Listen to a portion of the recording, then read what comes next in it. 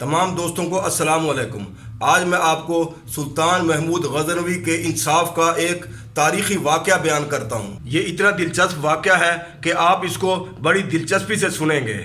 سلطان محمود غزنوی رحمۃ اللہ علیہ کے عدل و انصاف کے بہت سے واقعات مشہور ہیں، جن میں سب سے زیادہ مشہور اور اہم واقعہ یوں بیان کیا جاتا ہے کہ ایک روز ایک شخص سلطان محمود رحمۃ اللہ کے دربار میں انصاف حاصل کرنے کے لیے حاضر ہوا۔ جب سلطان محمود رحمۃ اللہ علیہ اس کی طرف متوجہ ہوا تو اس شخص نے عرض کیا، میری شکایت ایسی نہیں ہے کہ میں اسے سر دربار سب لوگوں کے سامنے بیان کروں۔ محمود فوراً اٹھا اور اسے اکیلے میں لے جا کر اس کا حال پوچھا۔ اس شخص نے کہا، آپ کے بھانجے نے ایک عرصے سے یہ روش اختیار کر رکھی ہے کہ وہ ہر رات مسلح ہو کر میرے گھر پر داخل ہوتا ہے اور اندر داخل ہو کر مجھے کوڑے مار مار کر باہر نکال دیتا ہے اور پھر خود تمام رات میری بیوی کے ساتھ ہم بستری کرتا ہے۔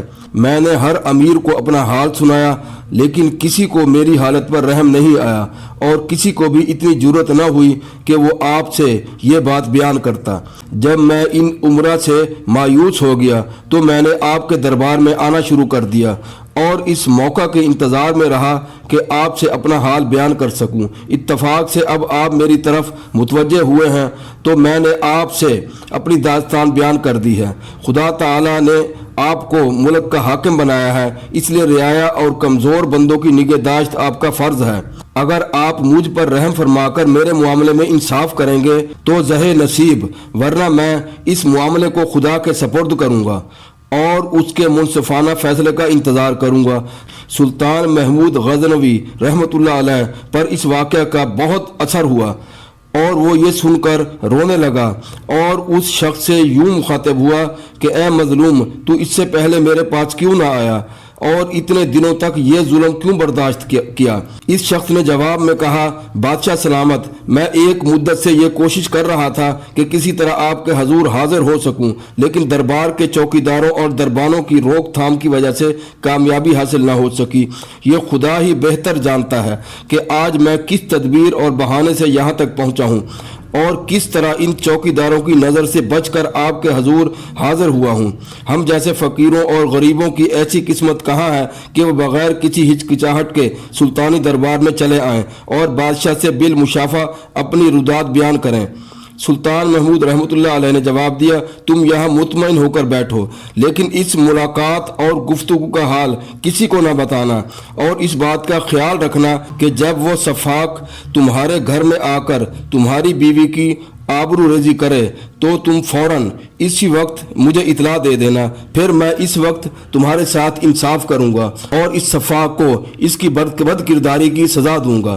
اس شخص نے یہ سن کر کہا کہ اے بادشاہ، مجھ جیسے نادار شخص کے لیے یہ ناممکن ہے کہ جب چاہوں بلا کسی روک ٹوک کے آپ کے پاس آ جاؤں۔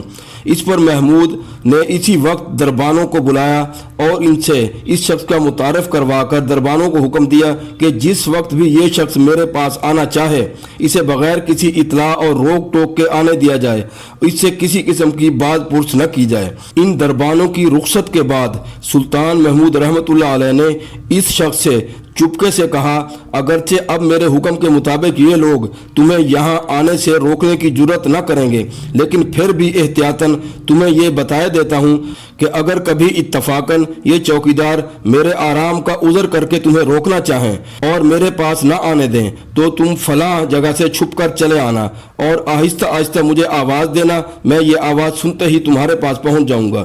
اس گفتگو کے بعد محمود نے اس شخص کو رخصت کر دیا اور خود اس کا انتظار کرنے لگا۔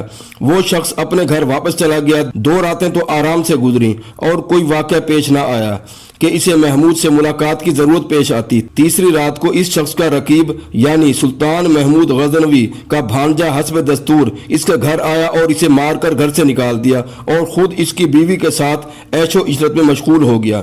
وہ شخص اسی وقت دوڑتا ہوا بادشاہ کی محل کی طرف آیا اور اس نے دربانوں سے کہا کہ بادشاہ کو اس کی آمد کی اطلاع کی جائے۔ دربانوں نے جواب دیا کہ بادشاہ سلامت اس وقت دیوان خانے کے بجائے اپنے حرم سرا میں ہے، اس لیے اس تک اطلاع پہنچانا ممکن نہیں۔ وہ شخص مایوس ہو کر اس جگہ پر پہنچا جس کے بارے میں سلطان محمود نے اس کو بتا رکھا تھا، यहाँ इसने आहिस्ता से कहा, बादशाह सलामत, इस वक्त आप किस काम में मशगूल हैं? सुल्तान महमूद ने जवाब दिया, ठहरो मैं आता हूँ।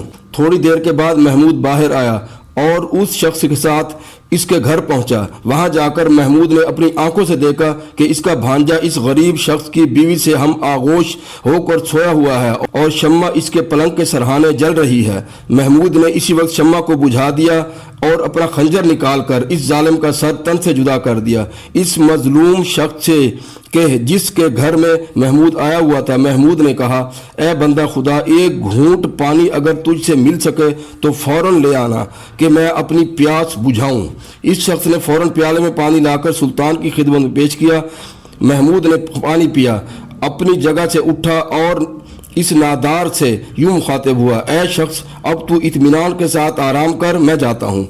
और रुखसत होने लगा, लेकिन इस शख्स ने बादशाह का दामन पकड़ लिया और कहा, ए बादशाह, तुझे इस खुदा की कसम है जिसने तुझे इस अजीम शान मर्तबे पर सरफराज किया है, तू मुझे ये बता कि शम्मा गुल करने और इस सफ़ाक का सर तन जुदा करने के फौरन बाद पानी मांगने और पीने की वजह क्या है और तूने किस तरह इस किस्से को ख़त्म किया? सुल्तान ने जवाब दिया, ए शख्स, मैंने तुझे जालिम से निजात दिला दी है और इस जालिम का सर मैं अपने साथ लिए जा रहा हूँ। शम्मा को मैंने इसलिए बुझाया था कि कहीं इसकी रोशनी में मुझे अपने भांजे का चेहरा नज़र आ जाए और मैं इस पर रहम खाकर इंसाफ से बाज न रह सकूँ। पानी मांग कर पीने की वजह यह थी कि जब से तुमने मुझे अपनी दास्तान बयान की थी तो मैंने अहद किया था कि जब तक तुम्हारे साथ पूरा इंसाफ ना होगा तब तक मैं ना खाऊंगा और ना पानी पीऊंगा।